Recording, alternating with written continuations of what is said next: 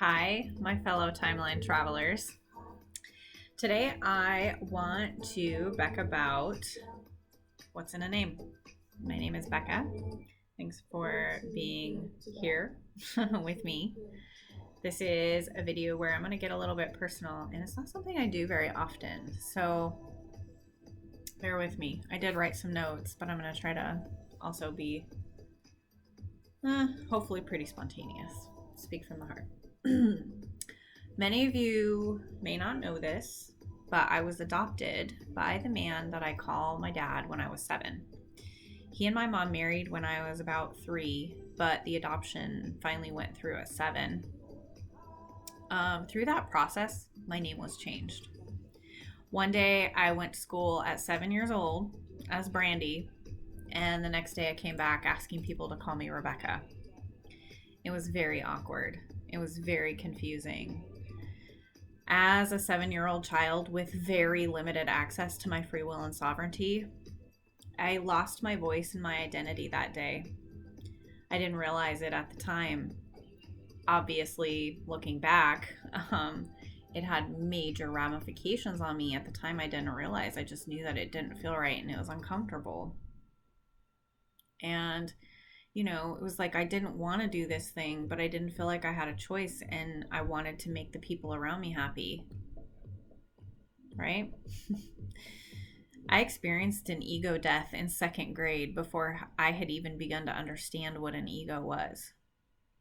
Needless to say, I've done countless hours of shadow work, journaling, processing, sobbing, self-harm, forgiveness work, and finally choosing loving acceptance on my redemptive journey. So I want to utilize this experience to hopefully teach anyone who's listening, how the beauty of our divine soul blueprints really do weave together the most brilliant experience in the highest good for us. We can choose to open to the information that's being presented to us with neutrality and acceptance and love, right? Or we can shy away out of fear and pain and victimhood. I wanted to understand what was going on with why I would experience something like this as a 7-year-old child, isn't it? And as painful of an experience as that was, it has been absolutely necessary and really life-changing on my journey. My given name at birth was chosen by my biological father, Lenny.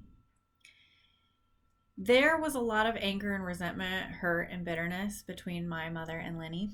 So my name change really had nearly everything to do with cutting this man, his name, his ancestry, his very existence from my reality. So clearly there's a whole story here, but I'll save that for another video. Just suffice it to say that Brandy and everything associated with that part of me was not welcome in our home. And while my family may not have the same exact perspective of this as I do, it doesn't matter, you guys. And that's what I want to say right now is your truth is valid and your perspective is valid. And my mother would probably have a very different perspective and understanding of what happened that day. And my mom would probably also believe that I wanted to change my name and that I was excited about that. People choose to see their reality and they frame it in the perspective that is most comfortable for them sometimes. And that is why I think I'll put this note in here. As parents, it's extremely important for us to be in tune and receptive to our children because they don't always tell us with their words. But if we're in tune and we feel their energy, we know when something is off, right? So, needless to say, I changed my name. Brandy and everything associated with that part of me went away. So I had to put that aside. I mean, if you think about our normal reaction as children, we need love, we need validation, we need acceptance from those people who are most important to us, and those are our parents. So I did my best to model myself after the very biblical and very holy Rebecca. in an effort to earn the validation, acceptance, and love of my parents.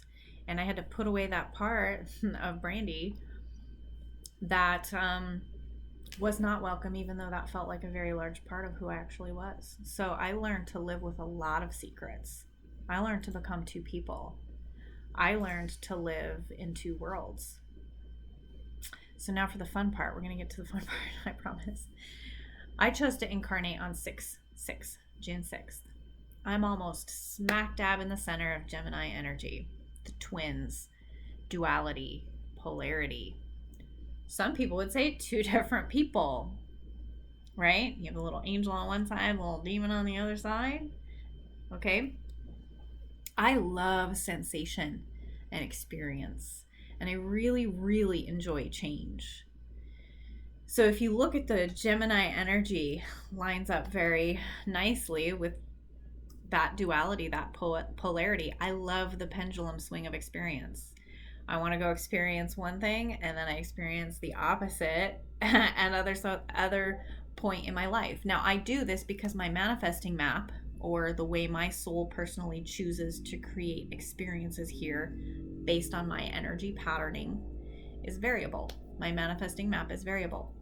And it's also, I'm a contraster. So I like to choose my experiences based on contrasting them with others. I like difference. I like a lot of different people and different experiences around me so that I can choose what I like. Some people are similarity manifestors, and they like to surround themselves with people who are like them so that they can choose what they like from those people to add to their personality or ego or whatever, right? If you want to know more about your manifesting map, I can do those. So let me know. But the sun is a portal. Back to my lesson. The sun is the portal or stargate, because the sun is a star, right? Stargate, that we travel through to get into this solar system. The sun holds all genetic memory of soul codes and ancestry, allowing us to incarnate into this reality. It matches our multidimensional DNA, soul blueprint, and patterning to the curriculum or experiences our soul is requesting in order to grow. Again, from my perspective, there are no victims here unless we choose that lens to color our experience. So your astrological chart really is a snapshot of the solar system energies and patterning at the moment of our birth. That is one map or one way of discovering the archetypical energies we are choosing to experience in what life areas, right? So each of the planets have a different energy. Each of the zodiacal signs have a different archetype. Your houses relate to what area of your life you're experiencing it in. And the reason why it's that way is because you chose to come into this life at a certain moment. And at that moment, that patterning is imprinted onto your soul blueprint. And then you travel that map through your experiences. So I chose to be born on Wednesday, full of woe, on 6/6, as a Gemini, on a portal day, with a grand air trine, and no Aries in my chart. So any of you guys that read charts or know anything about that, it's somewhat interesting. All I'll say is it makes it really obvious why I would have two names and two almost identities. So looking back at the name thing, let's break that down. My birth name was Brandy. That is most likely Dutch origin from the term brandy wine, but often was utilized as a slang term for a female, meaning brat. I can't make this stuff up. Of the three biblical options that my adopted dad gave me, I chose Rebecca. And in my quest to cling to any form of control and agency over my identity, I refused to spell it the way the Bible did.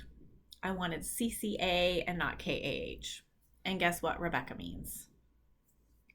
It means to tie, to bind, to be bound. So let's take a look at that. I entered this world as a brat, a rebellious, free, spiritually curious, and unfettered soul. I was a fighter from the moment I got here. There's much to be said on that too. I won't reveal a lot of family secrets, but I fought to even get into this reality. I knew that I was meant for something big, a higher purpose. I never doubted that. I never lost my magic. I never disconnected from my true essence.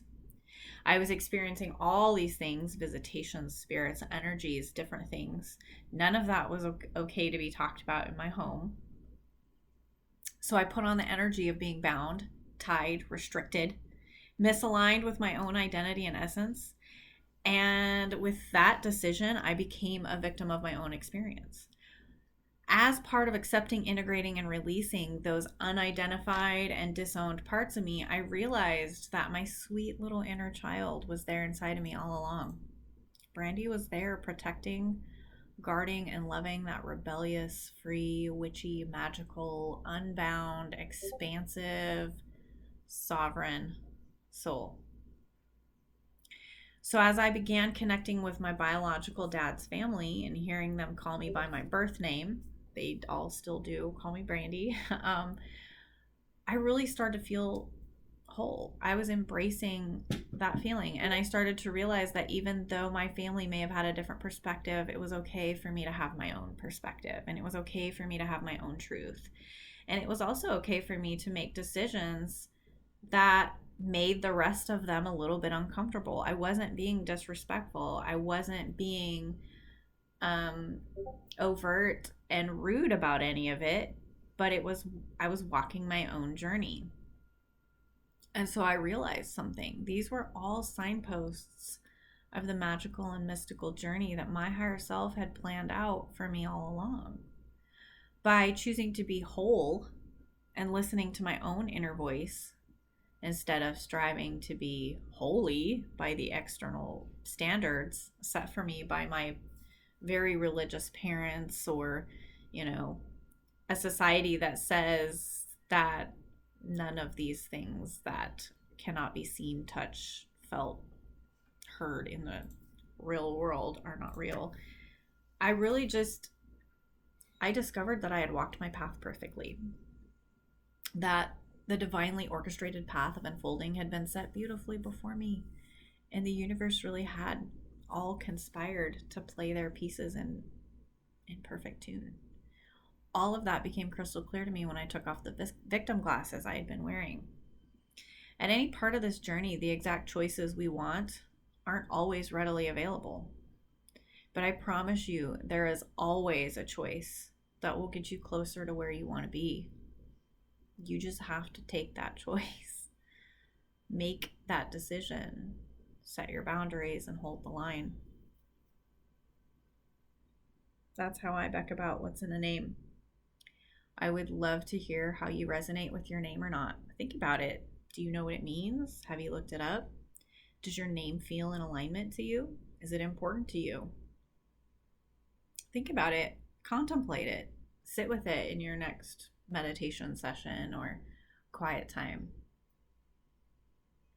I don't know. Is a name important? Please, if you like this video, hit the like button, subscribe to my channel, share to your social media. This is the part I always hate. Also, I'd love to help you connect to your very own soul path, mission, and soul origins. Feel free to book an Akashic reading. I will post the link in the description box. And to all of you who are walking this path with me, I love you. I support you. I encourage you on your mission. Thank you for being here at this time. It is a crazy time to be alive. Until next time, all you beautiful paradigm pushers.